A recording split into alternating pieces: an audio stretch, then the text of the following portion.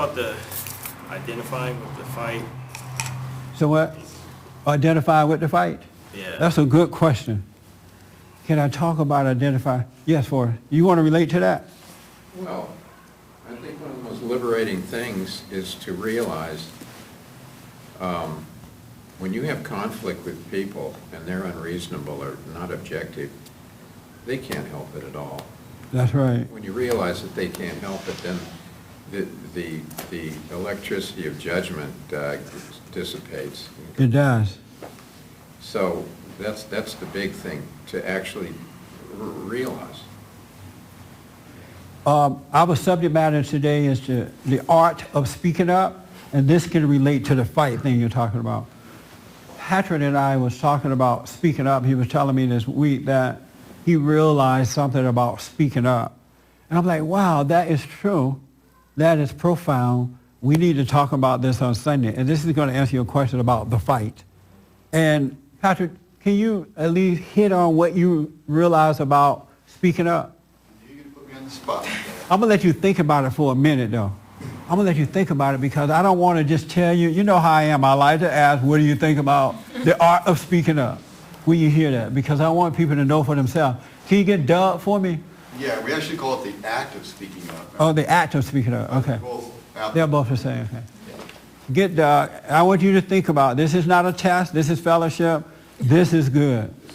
When you hear the act of speaking up, Doug, I asked you this morning, when you hear the art of speaking up, what did you say? I said, that's what we're going to be talking about today. And I said, well, what comes to your mind when I say that? I said that, I forgot exactly what I said, but it had something to do with, like, to me it makes me think of getting myself ready to speak up or Right. gearing myself up to say something. You got to start speaking up. Okay. I just want to get that on record. Why? Why? Because it's to help people. We're trying to help.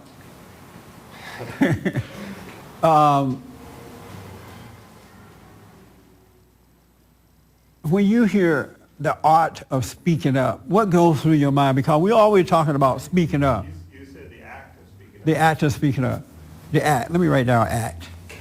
The art. I got art here. A little different. Yeah. Let's do act. They're both the same. When you hear that, if you heard me say speak up, but don't hate, right? You heard me say that over the years. What do you think that is when you hear that? And I'm glad Patrick had this talk with me because it helped me to understand maybe other people are seeing it the same way. Yes. For some reason, liberated comes to my mind. A little louder for me. For some reason, liberated comes to my mind. Liberation. Yeah, like, When you can speak up. yeah. Overcoming comes to my mind because sometimes before you speak up, you have sometimes a great, like, fear of speaking up. But once you speak up, you overcome. Sometimes you have that fear of speaking up, and then once you've done it, the fear is gone. Right. Oh, okay. All right. How about you, Stuart?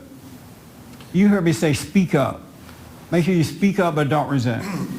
What does that mean when you hear that?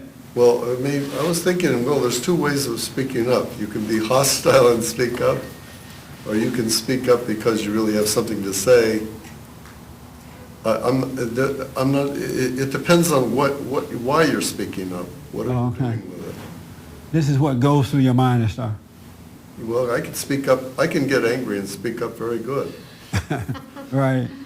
But if you do it the wrong way, that it sort of keeps you from doing it the right. Then next time the right way comes, you got to watch yourself. You may not do it. Oh, okay. So I'm a little confused on it. You're confused on it. Slightly. Okay, I appreciate that. Yeah. Yes, sir. Yes, Forrest. I think when you speak up, first of all, ego cannot be involved at all. When you're about to say what's right in a situation, but you also should be sure that you're an example of what you're speaking up about. Otherwise, the words are. Can you guys hear Forrest? Useless. Okay, a little louder for us. They can't hear you way in the corner there. That you should be an example of what you're about to speak up about, because your words are useless if you're not an example. They're not going to be heard by anybody. And the first thing I said is not from your ego. You should speak up for what is right and let the chips fall where they may, and let everybody jump up and down, and you stand there and watch it. Okay. Now, I'll write down a note because I want to go over this in a minute. How about you, Doug? When you hear "speak up but don't resent," what goes through your mind? What does that mean to you? I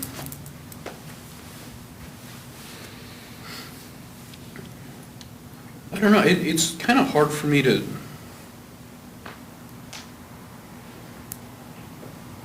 not speak up without resenting, but I still get really nervous before. Right. Like last night, Kelly and I were watching a movie, and I needed to tell some people to be quiet, and I still got really nervous before I did it, and I was sort of a jerk about it. I could have been nicer, but I felt good after I did it. Yeah. And then I felt kind of bad because it turned out the guy I was telling to be quiet was one of my friends that I'd known for over 10 years. But I mean, I was in the right because, they were, talking during a movie. Yeah. So, but, it felt, I still got really nervous before I did it, but it felt good after. Right on. Okay. I love it. Let me just ask Ron this. Let me ask you, when you hear the art of speaking up, what goes through your mind? I haven't seen you in a while. Right. There's so many layers to it. So what, A lot of Pat? things go through my mind. Oh, are you? The act of speaking up. Yeah, I'm saying art, act, don't worry. Yeah, I'm talking to you. Go ahead. I was hoping I was paying attention. Yeah, there's a lot of layers when I think about that, because I have somewhat of a problem, like holding my mouth. Like I want to speak on whatever, if I see an injustice or whatever, if I feel like I want to say something, I have a problem with saying, well, don't say something. Right. So in a way where, as I'm hearing this, I'm thinking, if you want to tell somebody that's something that could be offensive, then I can do it in a comedic way, and that way my message will get through to them, and they won't take defense, because you can say stuff and a person can go into defense mode and they won't hear it. Right. Or because they'll be setting up their defense to say something back to you. They can't really hear what you're saying. Or I just always want to be effective when I'm When you speak up. when I speak up. And are you? Because I love to do it. Are you effective? Certain times. Sometimes I have to think to say it in a way that the way I would want to hear it almost. Like I always consider feelings too. Like Oh, okay. I don't hurt anybody's feelings. Right. Sometimes I do. But for the most part, I don't want to hurt your feelings. So I had a situation. Why you don't want to hurt feelings? Oh, because guess what? I deal with clients and sometimes their breath is stinking. Right. And I don't want to say, how do you say that to somebody? Your breath smell. You like a mint? Yeah. But you can offer them a mint. And if I'm not chewing or having a mint, and I don't like mints, so that's one way that I always think of. How do I help somebody? Like, say I see a fashion no-no. A fashion and I no-no. want to tell the person, it would be better if you did something a different way. But Right. so that's that scenario. Other scenarios, I don't care. I'll just speak up on it. I'll make it funny to the person so we could both laugh, because we see the same thing and Okay. we're thinking on the same lines, but I'll say it. So I like doing it. I like speaking up and making things funny.